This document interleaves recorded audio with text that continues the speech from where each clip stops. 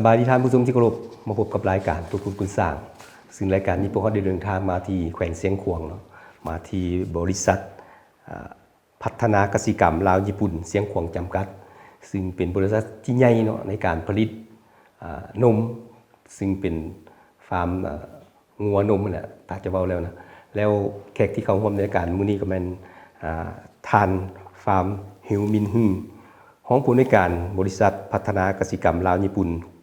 เสียงขวางจำกัดสบายดีท่านเจ้าเบื้องต้นนี้เราจะถามเกี่ยวกับ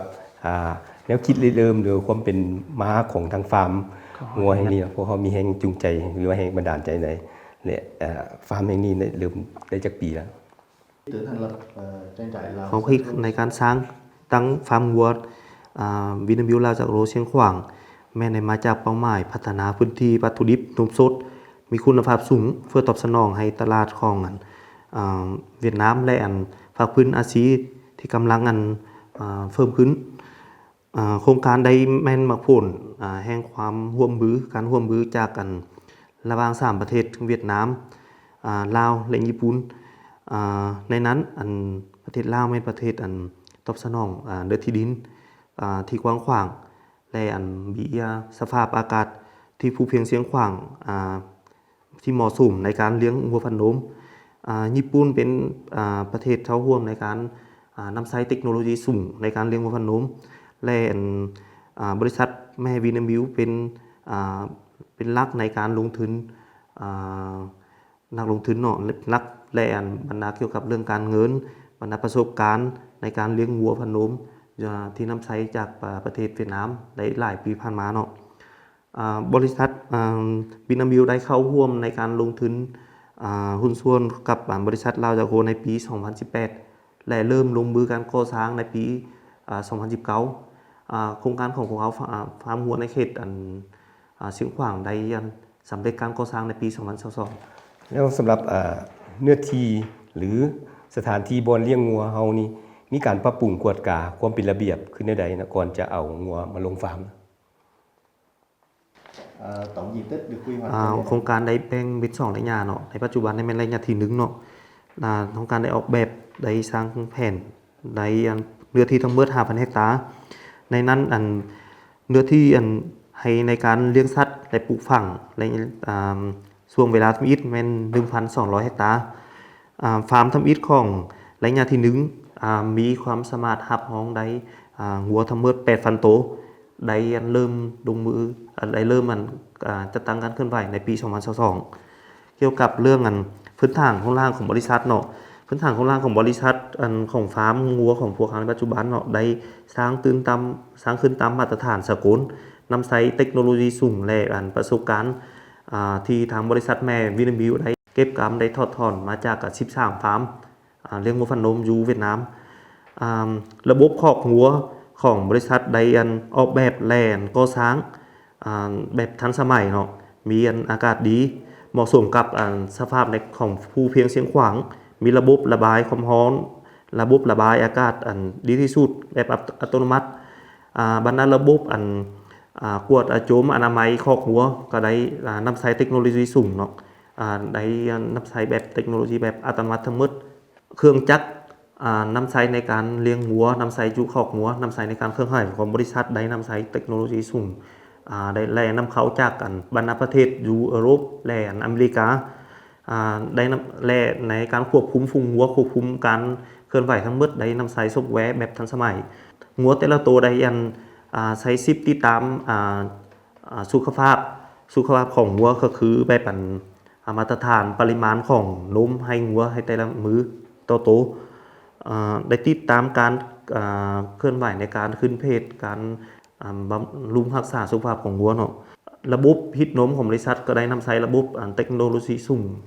ที่สุดในการเลี้ยงวัวพันธุ์นมของโลกในปัจจุบันเนาะได้เป็นระบบครบวงจรเกี่ยวกับเรื่องคุ้มครองควบคุมคุณภาพป้องกันสุขภาพของวัวก้อนเชียนนำเขาเนาะวัวของฟาร์มในทั้งเมื่อถูกโตทั้งเมื่อต่อได้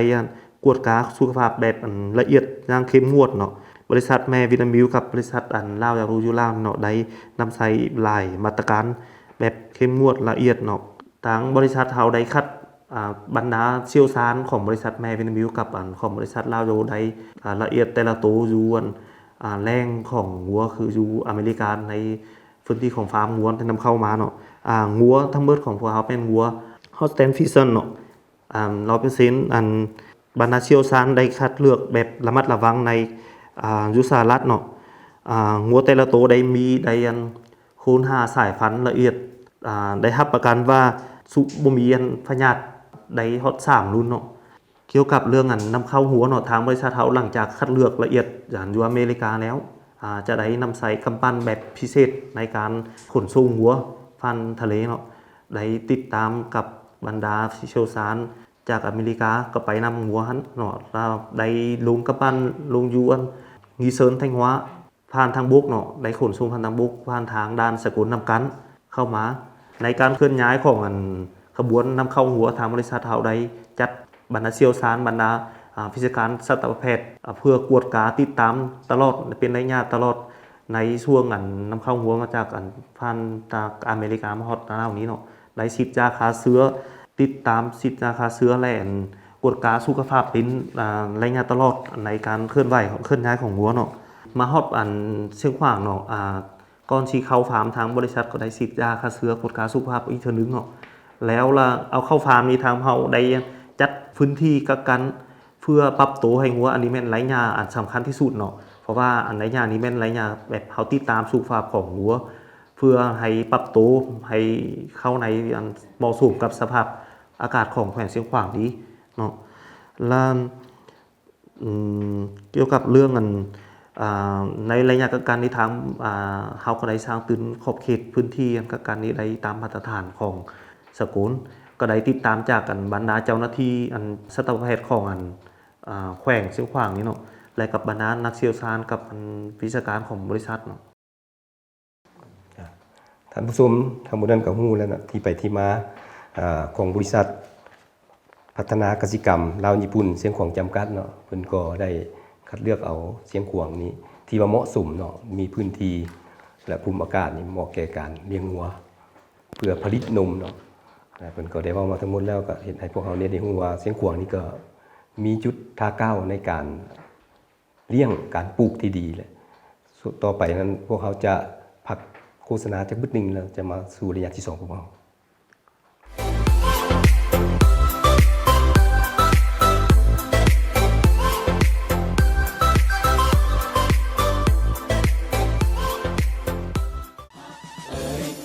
สีของพักสนามนพวงภาษาเธอทูลผู้สาหักเจ้าพักคือความหวังตั้งหน้าพันขยายแนวทางเปลี่ยนแปลงใหม่รอบด้านมีหลักการของพรรคให้แข็งแรงและเข้าสู่ดวงเลิกสมเสยวันสั่งตั้งพรรคประชาชนปฏิวัติลาวครบรอบ70 ปีอย่างสุดใจ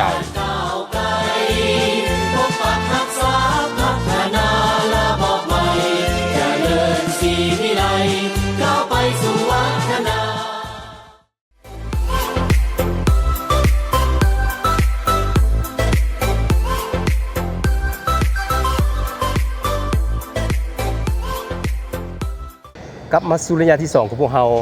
ซึ่งเมื่อกี้นี้พวกเราก็ไปรู้จักกับที่ไปที่มาของทางด้าน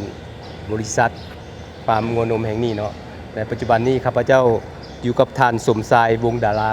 ซึ่งเป็นวิชาการเนาะสบายดีสวัสดีอันนี้เฮามาเข้าสู่ขั้นตอนวิชาการเนาะคนจะเว้าเกี่ยวกับการเอาใจใส่และวิธี